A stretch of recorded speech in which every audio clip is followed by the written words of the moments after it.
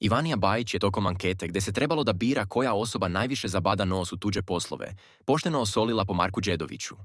Mnogi su bili zatečeni jer Marko važi za nekog koga svi uvažavaju i koga se i pomalo plaše u realitiju. Za mene je to Đedović. Najviše voli da gura nos u zadnjice ljudi koji su prva tema.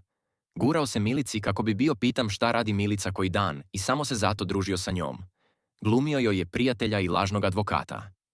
Pre neki dan, kad su bila pitanja novinara, Ena je bila u temi taj dan, a Đedović je dotrčao pored nje jer je znao da se Ena kadrira i hteo je da se ubaci u tu temu.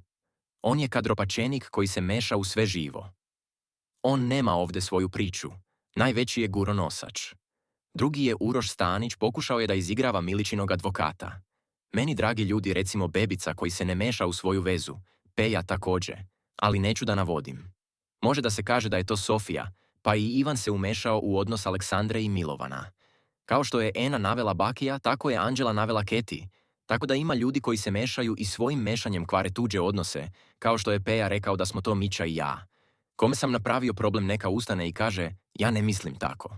Podržao sam Anđelu i Gastoza, Enu i Peju. Navedite koga god hoćete od ljudi koje sam naveo, rekao je Đedović.